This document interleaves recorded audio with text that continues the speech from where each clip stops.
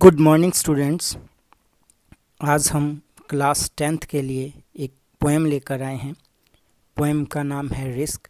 इस पोएम को poet jenny train ने लिखा है और यह एक मोटिवेशनल पोएम है।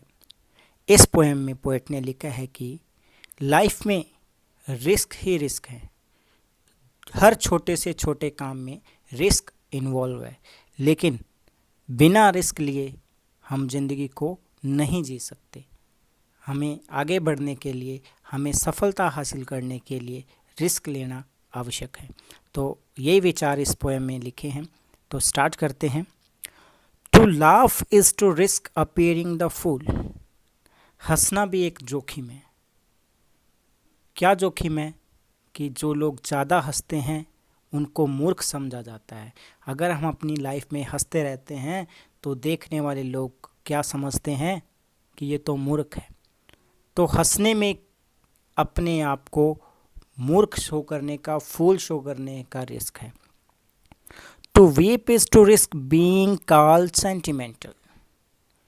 To weep is to risk being called sentimental.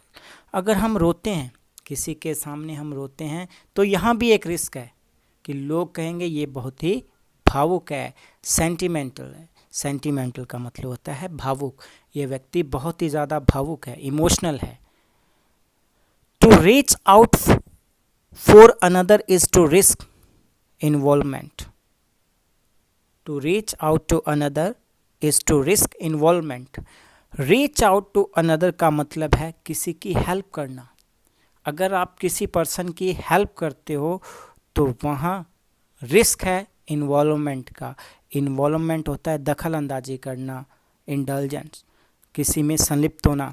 अगर आप किसी बंदे को समझाते हो, किसी बंदे की हेल्प करते हो, तो उसके माइंड में ये आएगा कि मेरी हेल्प करने में इसका खुद का कोई फ़ायदा होगा।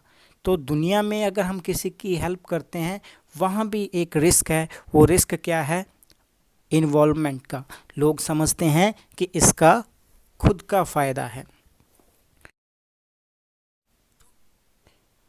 To expose feeling is to risk showing your true self. अगर आप अपनी फीलिंग्स को किसी को बताते हो, अपनी भावनाएं किसी के सामने रखते हो, तो यहाँ भी एक रिस्क है। वो रिस्क है कि आप अपनी लाइफ के सीक्रेट किसी को बता रहे हो, अपनी ट्रू सेल्फ किसी को बता रहे हो, अपनी ज़िंदगी के राज किसी को बता रहे हो।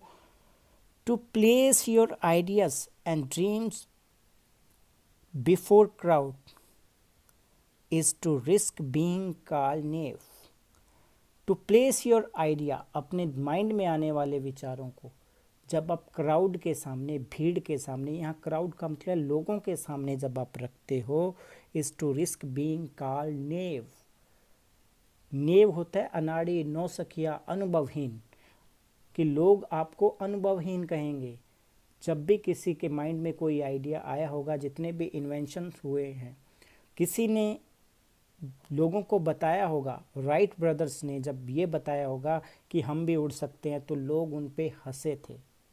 तो इसी प्रकार से अगर आप किसी को अपने आइडियाज़ बताते हो कि हमारे माइंड में ये चल रहा है, ऐसा हो सकता है, तो लोग आपको ना समझ समझेंगे। तो ये ना समझ समझे जाने के रिस्क से अगर हम डरेंगे तो कुछ भी नहीं कर पाएंगे। अगर राइट्स ब्रदर ने उन पर हंसने वालों का रिस्क ना लिया होता, लोग हंसते हैं तो हंसते रहें, उन्होंने क्या किया, इन्वेंशन की, तो वो ज़िंदगी में सक्सेस हासिल कर गए।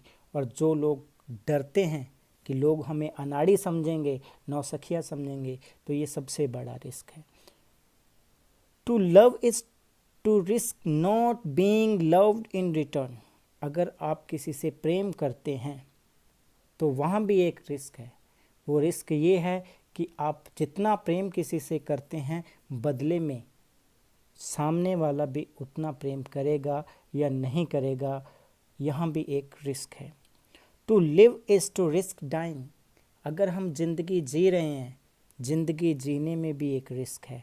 ज़िंदगी जीने में रिस्क ये है कि हम कभी भी मर सकते हैं, क्योंकि किसी को अपनी डेथ का नहीं पता है। हम इस ज़िंदगी को तो जी रहे हैं, लेकिन मौत का नहीं पता, किसी भी समय आ सकती है। तो हमेशा हम रिस्क लेकर जी रहे हैं। तो नेक्स्ट है to hope is to risk despair. Hope उम्मीद करना, आशा करना, और डिस्पेयर होता है निराशा।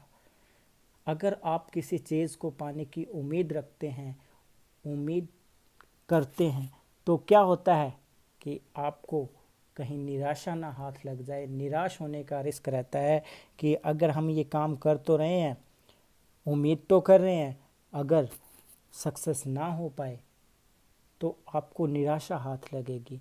तो कुछ लोग उस निराशा के डर से जोखिम ही नहीं लेते हैं, रिस्क ही नहीं लेते अपनी लाइफ में। To try is to risk failure. कोशिश करते हैं तो वहाँ असफलता का रिस्क रहता है कि हम कुछ भी नई चीज़ करने का प्रयास करते हैं तो हमें डर रहता है कि कहीं हम असफल ना हो जाएं। तो दुनिया में जितनी भी चीज़ें हैं, हंसना, रोना, खेलना कूदना, प्यार करना, ज़िंदगी को जीना, जो कुछ भी हम करते हैं, दुनिया की हर चीज़ में एक रिस्क इन्वॉल्व है। But risk must be taken because the greatest risk in life is to risk nothing. लेकिन हमें रिस्क अवश्य लेना चाहिए, क्योंकि सबसे बड़ा रिस्क ही कोई रिस्क ना लेना है। पोएट यहाँ ये कहना चाहता है कि we should take risk because the greatest hazard in life is to risk nothing. कि ज़िंदगी का सबसे बड़ा खतरा ही कोई रिस्क ना लेना है, कोई जोखिम ना उठाना है। The person who risk nothing does nothing, has nothing, is nothing and become nothing. वो व्यक्ति, the person who risk nothing, वो व्यक्ति जो कोई जोखिम नहीं उठाता, वो कुछ नहीं कर पाता है। डज नथिंग, कुछ नहीं कर पाता। हैज़ नथिंग, उसके पास कुछ नहीं होता, कुछ हासिल नहीं कर पाता। इज़ नथिंग, ना वो कुछ है, ना उसकी कोई पहचान है। एंड बिकम नथिंग, और ना ही वो कुछ बन पाता है ज़िंदगी में। अगर हमें ज़िंदगी में सफलता हासिल करनी है तो कोई ना कोई रिस्क अवश्य लेना पड़ेगा।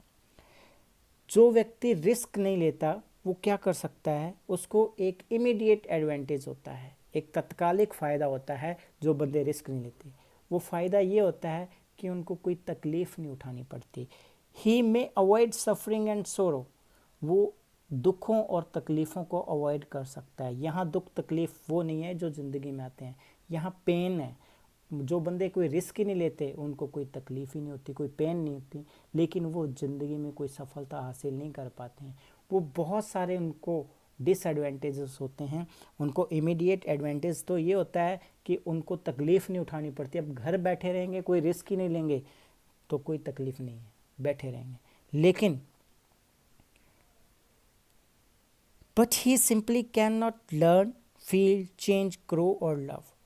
वो ना तो कुछ सीख पाता है, ना कुछ महसूस कर पाता है, फील महसूस कर पाता है, ना कुछ परिवर्तन ला पाता है, ना तरक्की कर सकता है, ग्रो होता है आगे बढ़ना, ज़िंदगी में तरक्की हासिल करना, और ना किसी से वो सही ढंग से प्यार कर पाता है। तो जो व्यक्ति कोई रिस्क नहीं लेता वो ज़िंदगी में कुछ भी हासिल नहीं कर सकता, ना वो कुछ सीख सकता है। बस वो कुछ समय के लिए दुखों तकलीफ़ों से बच सकता है, एक पीड़ा से बच सकता है जो रिस्क लेने में उसको उठानी पड़ेगी।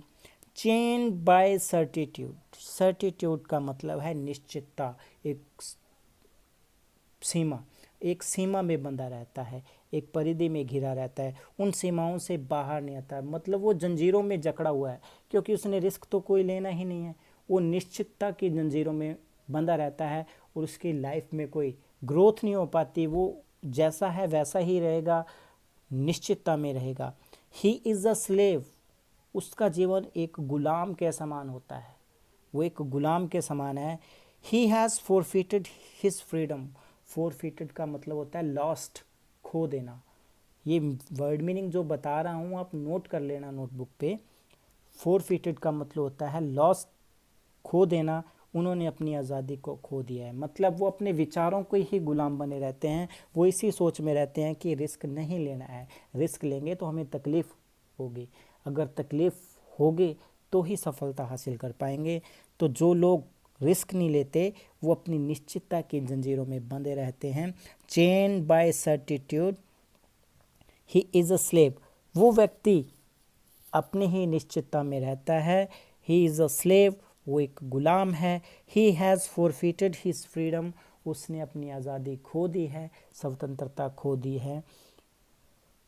इस दुनिया में only the person who risk is truly free, वो व्यक्ति जो ज़िंदगी में रिस्क लेता है वो ही सच्चे अर्थों में आज़ाद है, वो ही ज़िंदगी में कुछ हासिल कर सकता है। और जो व्यक्ति रिस्क नहीं लेता वो सही अर्थों में आज़ाद नहीं है। तो बहुत ही सिंपल सी पोएम है, सिंपल सी लैंग्वेज में लिखी हुई है। एक बार दोबारा रीड आउट करेंगे तो आपको अच्छे से समझ आ जाएगी। इसमें मैंने कुछ वर्ड मीनिंग आपको बताए हैं, वो आप नोट कर लेना। आपकी बुक में भी वो वर्ड मीनिंग दिए हुए हैं, एक बार इसको दोबारा सुन लेना अगर ना समझ आए तो। उसके बाद इसके जो क्वेश्चन दिए हुए हैं बुक में उनको सॉल्व करने की कोशिश करना, बड़ी इजीली हो जाएंगे।